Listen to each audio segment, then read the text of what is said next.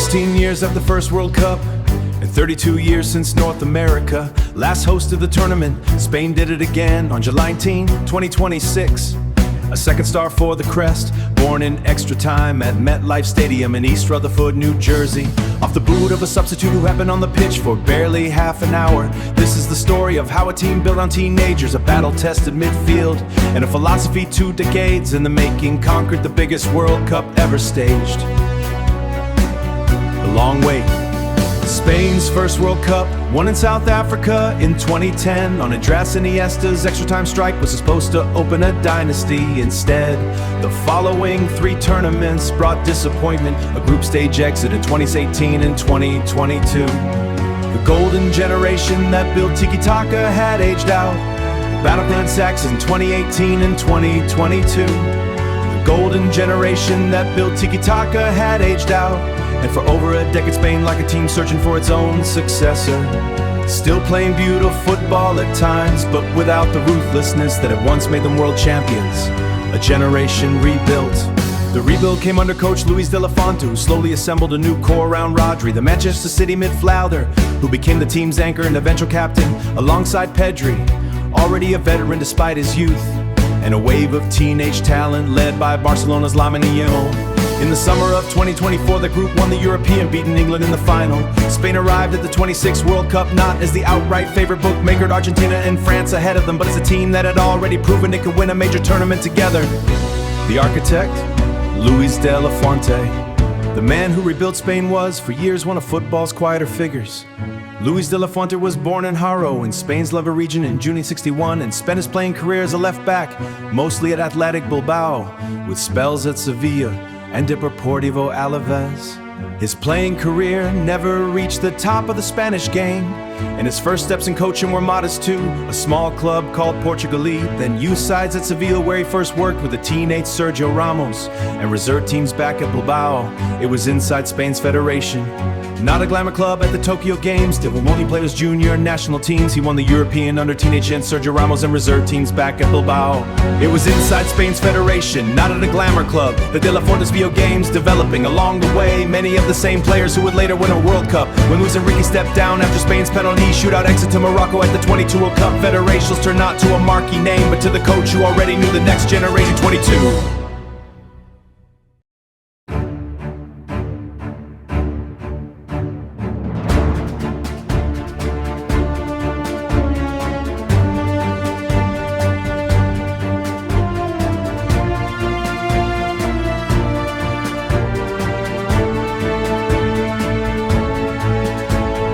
Doubters didn't stay doubters for long. He won the UEFA Nations League in 2023, the European Championship in 2024, and now the World Cup in 2026. A continental and a world title within 4 years of taking his first senior job. A record few coaches anywhere can match. At 65, he became the oldest coach ever to win a World Cup. Those who worked alongside him for years point not to tactical invention, but to man management. A coach who understands how players think and builds a squad that genuinely wants to spend time together. In one small irony of the tournament, Argentina's own Coley once studied under De La Fuente. During a UFA coaching course in Spain, teacher and student meeting again on opposite benches in a World Cup final.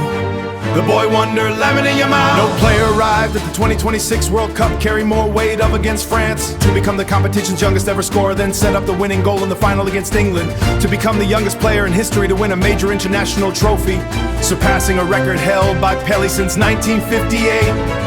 By 2026, with 2 more Spanish league titles and a runner-up finish for the Ballon d'Or behind him, Yamal was widely regarded as one of the best players on the planet, arriving at his first World Cup fresh off a hamstring injury that had briefly threatened his participation.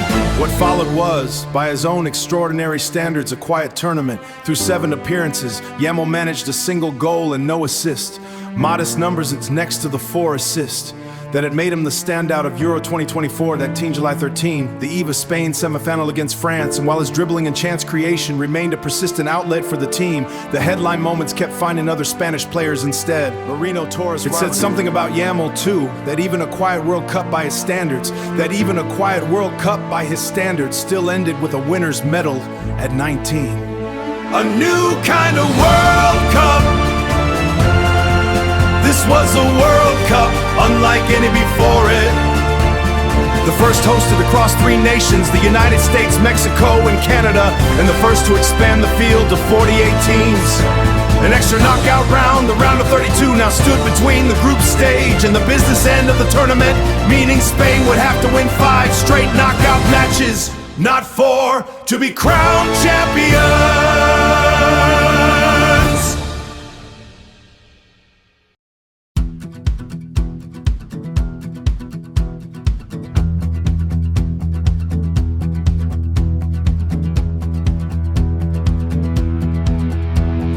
Group H, a sluggish start. Spain's tournament did not begin with the swagger many expected. They were held to a scoreless draw by Cape Verde in their opening match, a result that raised eyebrows back home. They answered emphatically 4 days later, rooting Saudi Arabia 40, then closed the group with a narrow Hun win over Uruguay and Guadalajara to finish top of Group H, the Cape Verde story.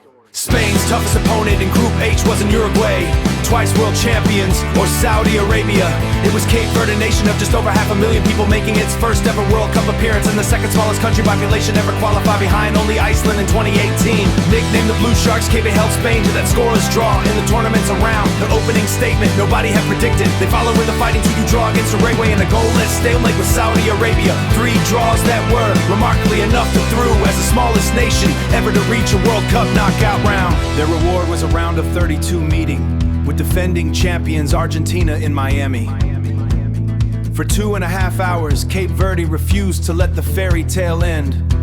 Lionel Messi opened the scoring in the 29th minute, only for Cape Verde's Derry Dortet to equalize in the 59th. Lisandro Martin restored Argentina's lead early in extra time, and it looked over until City Lopes Cabral, Cape Verde's own top scorer, curled in a stunning strike from distance in the 103rd minute. That will be remembered as one of the great goals in the country's football history.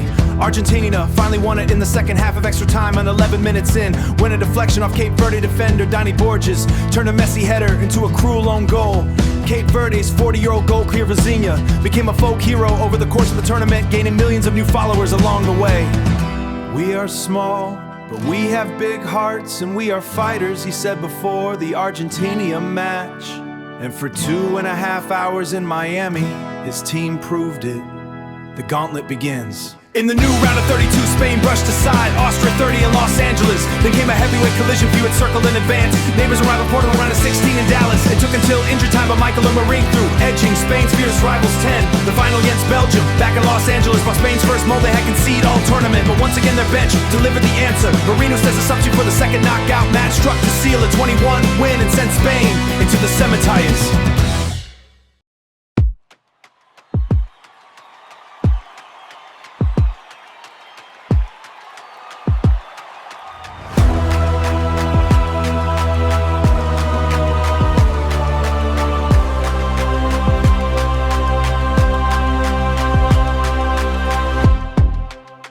Quarterfinal against Belgium, back in Los Angeles, brought Spain's first moment of real vulnerability.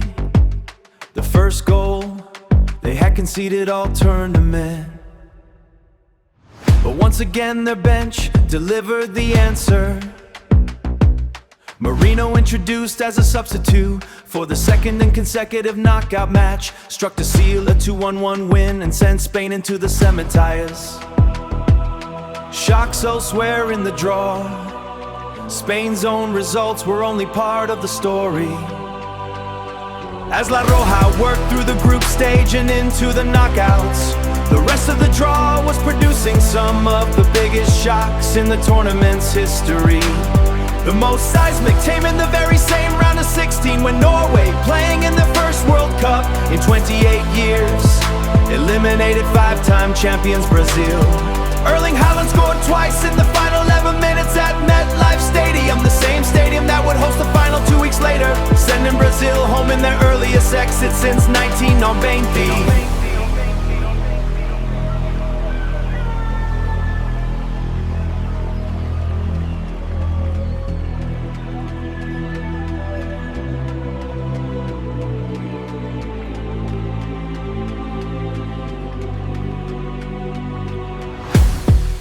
Stoppage time penalty from Neymar in what may have been his final match for the national team was the only response Brazil could muster.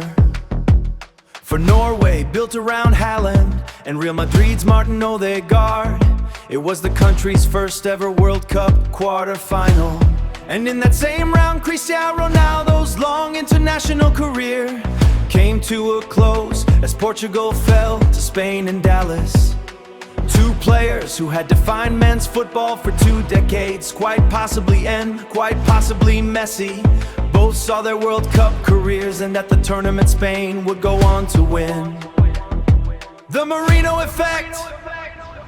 If there was a single tactical signature to Spain's tournament, it was the impact of players who started matches on the bench. Mikel Merino and Midlanda often deploy as an auxiliary forward in tight games. Became De La Fuente's most reliable source of knockout stage goals without starting either match. Scoring the goal that turned a tense tie in the round of the 60 with the score after Spain had conceded their first goal.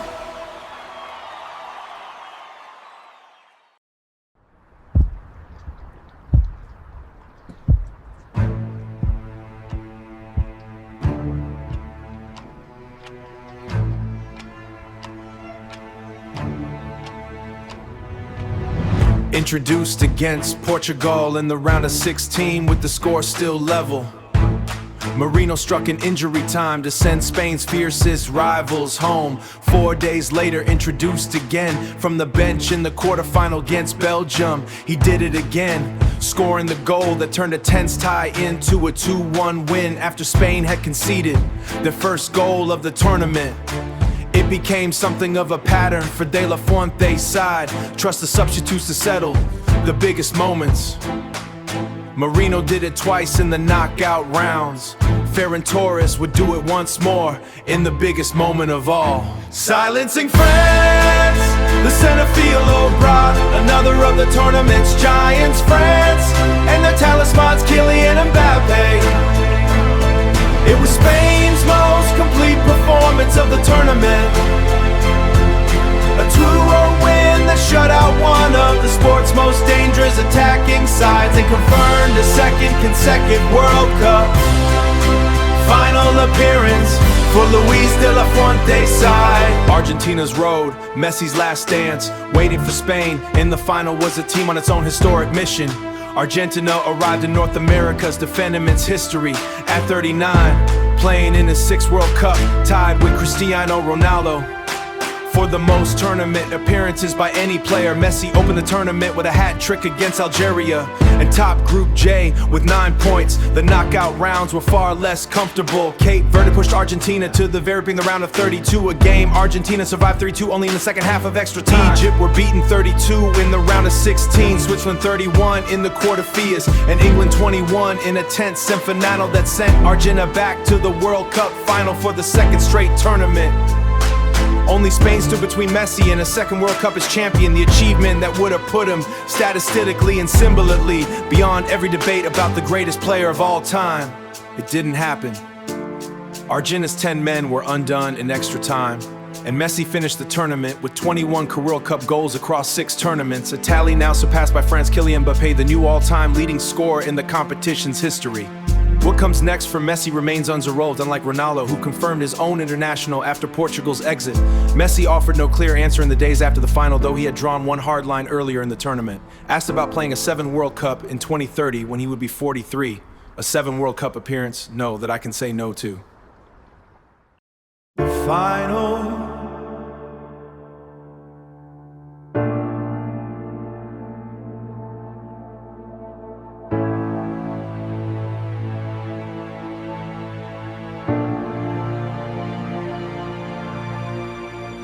Waiting for them was Argentina, the defending champions. chasing a second straight title and captained by a 39-year-old Lionel Messi in what many assumed was his final World Cup appearance. For 90 minutes, one of the most disciplined defensive performances a World Cup final has ever seen. In what many assumed was his final World Cup appearance. For 90 minutes, Argentina produced one of the most disciplined performances a World Cup final has ever seen, camping deep, conceding possession almost entirely without registering a single shot. Spain dominated the ball, the corners, the territory. Gokal Emiliano Martinez stood in the way of everything, saving shot after shot in what was becoming a career-defining display.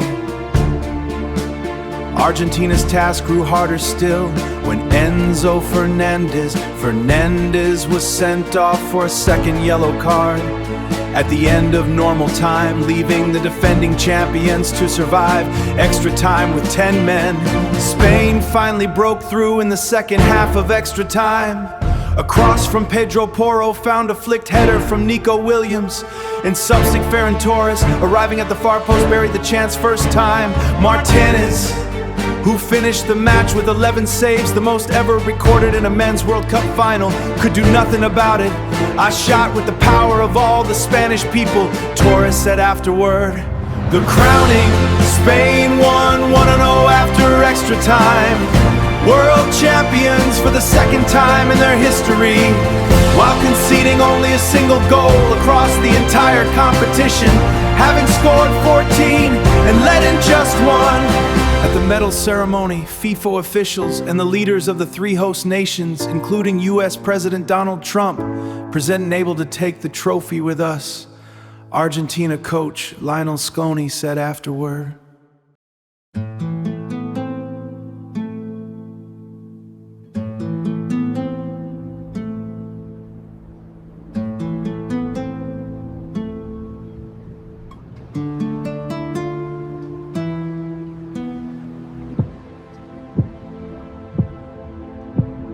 Messi denied a second straight title, accepted his medal with little visible emotion until he stepped onto the pitch itself, where the weight of the moment finally broke through. It really hurts in our soul not being able to take the trophy with us. Argentina coach Lionel Messi said afterward, Rodri lifted the trophy as captain and would go on to collect the golden ball.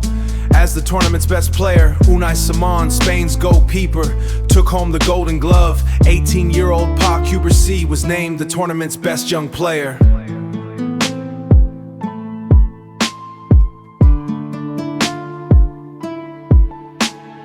France's Kylian Mbappe claimed the golden boot as top scorer for the second time in as many World Cups, even in defeat. Homecoming Spain celebrations didn't end at MetLife Stadium. A day after the final, the squad flew home to a dwarf at the trophy ceremony itself. More than 1 million fans, some estimates from local authorities put the number close and lined the streets of Madrid as an open-top bus. Lined the streets of Madrid bus, emblazoned with the word "Stars Shine Together," carried the team from Moncloa Palace, towards Cibeles Square, the plaza where Spanish football has traditionally celebrated its biggest nights. Players wore shirts reading "Somos Campeones, we are champions," as roughly 120,000 fans packed the square itself, with the wider crowd along the route estimated in the millions. The team met Spain's royal family and Prime Minister Pedro Sanchez, who had posted online in the immediate aftermath of the final, "We are world champions. Our national team is tremendous. Thanks team." On stage at Cibeles de la Fuente addressed the crowd directly. "We are filled with joy," he told them. The celebrations, combined with the Spanish women's team's World Cup title in 2023, made Spain the first nation in history to hold both the men's and women's World Cup simultaneously. The joy across the country was tempered by one tragedy. Local media reported that a 13-year-old boy died in the town of Ciudad Rodrigo when a stone fountain structure collapsed under the weight of celebrating fans, a sobering footnote to the largest party Spanish football had thrown in 16 years. By the numbers strip away the narrative, and Spain's 2026 World Cup stands as one of the most attackedly dominant title runs in the tournament's history. They scored 14 goals across 8 matches and conceded only 1 to Belgium in the quarterfinal, making them the first champion ever to win the tournament while conceding. Argentina's Emiliano Martinez made 11 saves, more than any goalkeeper has ever made in a men's World Cup final, and still finished on the losing side.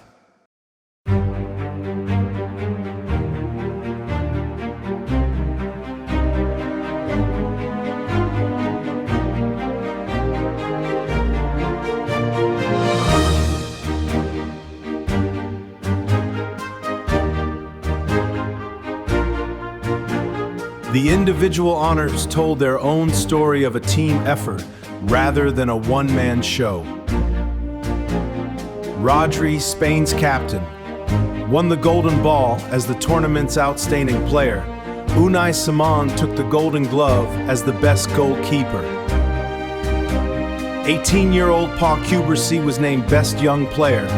Only the Golden Boot escaped Spanish hands, going to France's Kylian Mbappé for the second tournament running. An individual prize that, in a rare quirk of football's math, came attached to a semi-hill of defeat. Elsewhere in the bracket, the third-place match produced a scoreline nobody saw coming. England beat France 6-4, one of the highest-scoring matches in World Cup history.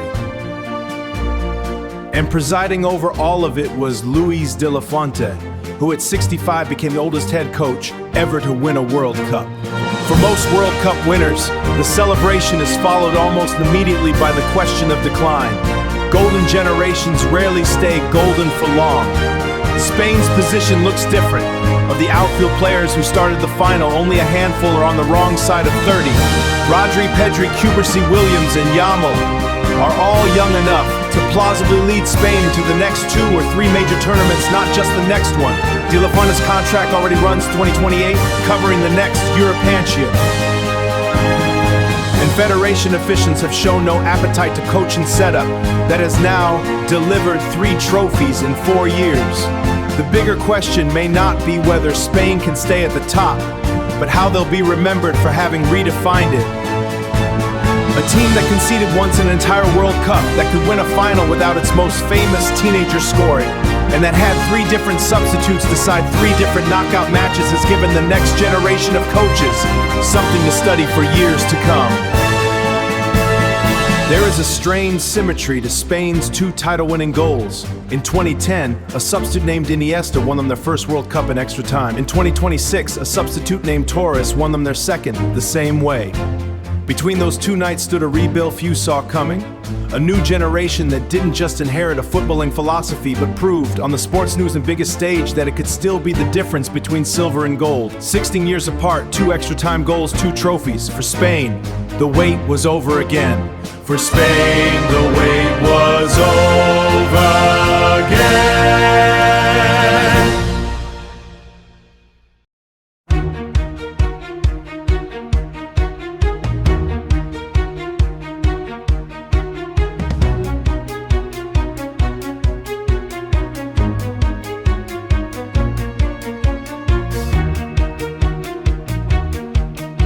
For 82 years, the FIFA World Cup crowned champions from South America and Europe's traditional giants, Brazil, Italy, Germany, Argentina, France. One nation, despite producing some of the finest footballers the game had ever seen, had never lifted the trophy. On July 11, 2010, in the sweltering din of Soccer City in Jonah-Houdag, that finally changed.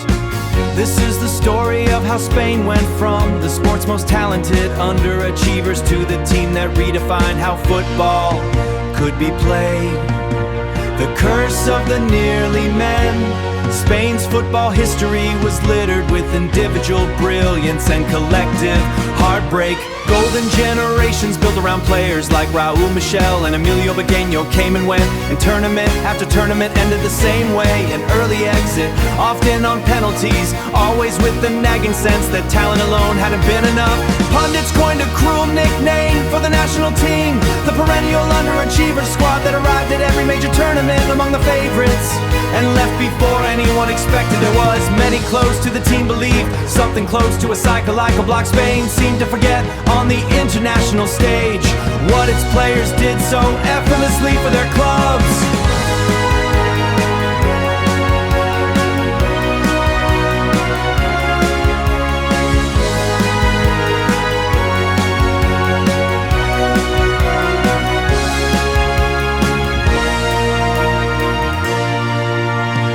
Tiki-taka revolution, the seeds of change weren't planted in the national team first. They took root at Barcelona under the philosophical descendants of Johan Cruyff and later Pep Guardiola. The club developed a style of play built on short passing, positional discipline and relentless possession. It came to be known as tiki-taka, and it turned midfield control into a weapon, a weapon.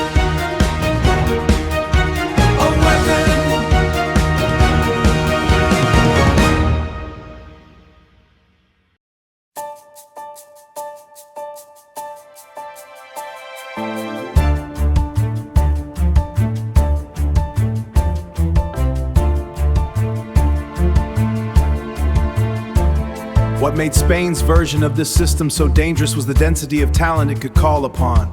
Xavi, Hernandez, Andres Iniesta, and Sergio Busquets formed a midfield that was, in essence, Barcelona's engine room wearing the national crest, while Real Madrid and other clubs supplied steel, pace, and finishing around them. Coach Luis Aragonés was the first this approach fully at international level.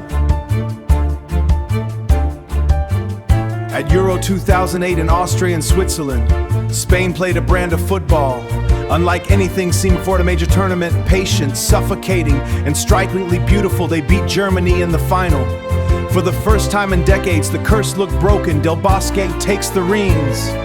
Aragonés stepped aside after that triumph, and Vicente Del Bosque took over. A coach known less for tactical flamboyance than for quiet, steady man management. He inherited a golden generation and made one crucial decision: don't fix what isn't broken. Rather than reinvent the team, Del Bosque trusted the identity Aragonés had built and added his own calm to a dressing room already brimming with belief. Spain cruised through World Cup qualifying and arrived in South Africa in 2010 as one of the tournament favorites. A rocky start in South Africa. The tournament did not begin as planned in their opening match. Spain suffered a shock 1-0 defeat to Switzerland, a result that sent tremors through the Spanish camp and their supporters back home.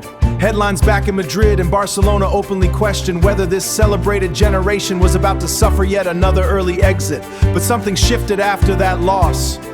Spain beat Honduras and advanced from the group stage, then ground out a tense last 16 win over Portugal and a bruising quarterfinal victory against Paraguay.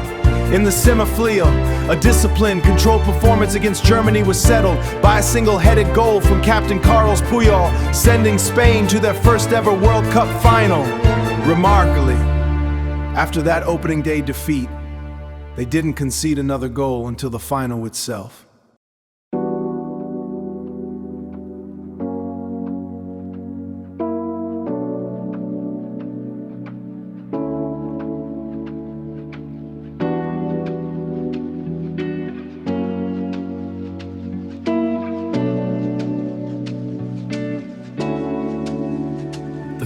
The final, waiting for them was the Netherlands. And Celsius chasing a first World Cup title after 3 previous final defeats. It was a final unlike the flow in football that had defined Spain's tournament. Physical, fractured, and at times brutal. The Dutch set out to disrupt Spain's rhythm, fouling early and often. A chest-high challenge by Nigel de Jong Alonso came one of the most replayed images a match, and referee Howard Webb handed out 14 yellow cards. For 90 minutes, real chances were scarce, and the game ground scorelessly in extra time.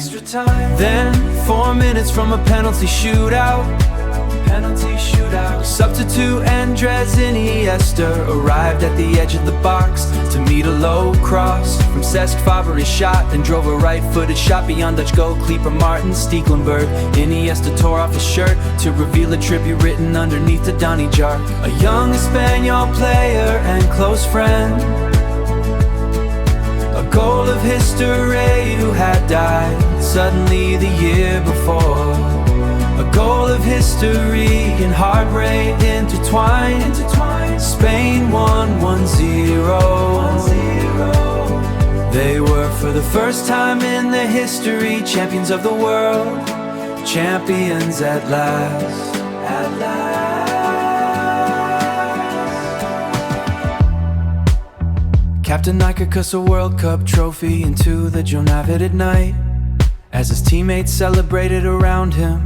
As his teammates celebrate around him, Spain became this nation history to World Cup after losing their opening match, and the first European team ever to win the tournament on foreign soil. Outside Europe, 80 years of near misses ended in a single moment of quiet brilliance from a player who had come off the bench. A dynasty briefly.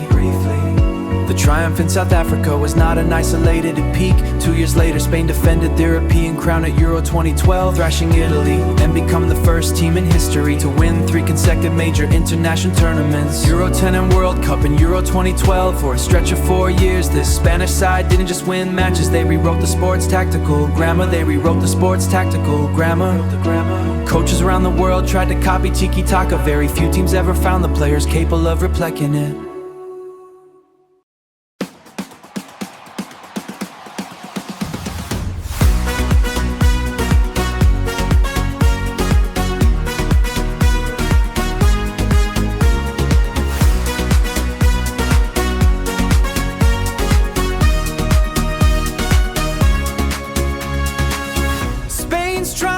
The 2026 FIFA World Cup marked one of the greatest chapters in the nation's football history. 16 years after lifting their first World Cup in South Africa, La Roja returned to the summit of world football with a new generation of stars. Guided by manager Luis de la Fuente, Spain blended the traditional possession-based style that made them famous with greater speed, intensity, and attacking creativity. Their journey was not without challenges, but every strengthened their belief that another golden era had arrived. The tournament began with a surprise as Spain were held to a goalless draw by Cape Verde.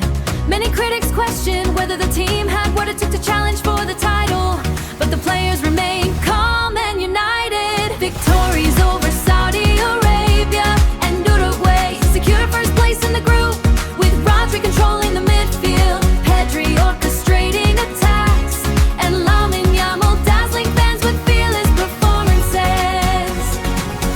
By the end of the group stage, Spain had rediscovered both their confidence and momentum. Spain's knockout campaign showcased the character of true champions. A convincing victory over Austria was followed by a dramatic battle against Portugal, where Nico Williams' late winner sent Spain into the quarterfinals. Where Belgium Marino's late winner sent Spain into the quarterfinals. Belgium provided another test, but once again Spain found a way to prevail. Every match demonstrated the team's resilience, tactical discipline, and ability to remain composed under immense pressure. As the victory accumulated, belief spread throughout the squad and among millions of supporters back home.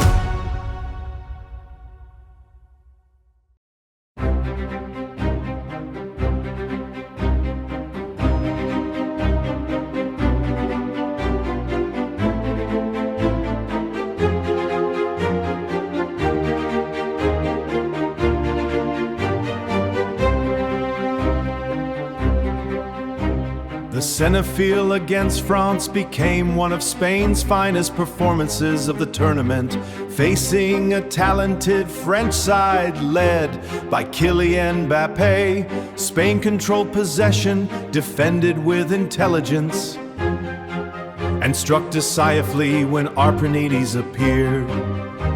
The victories secured a place in the World Cup final against defending champions Argentina, setting up a dream showdown between football's past and future. Fans around the world eagerly anticipated a clash that promised unforgettable drama. The final lived up to every expectation.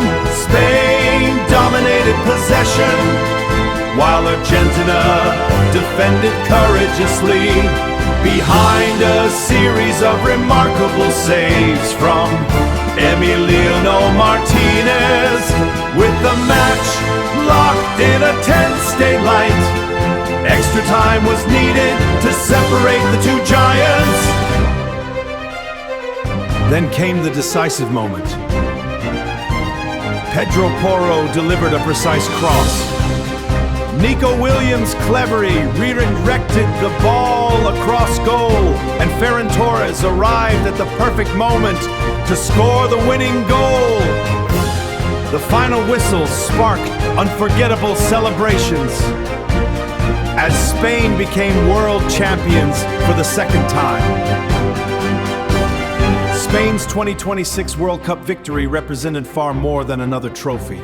It symbolized the successful transition from the legendary generation of Xavi, Iniesta, to a new era led by Rodri, Pedri, Lamine Yamal, their crest. Their triumph inspired millions of young queen loved and crest, with a second golden star proudly displayed above their crest. La Roja secured a legacy that will be remembered for generations.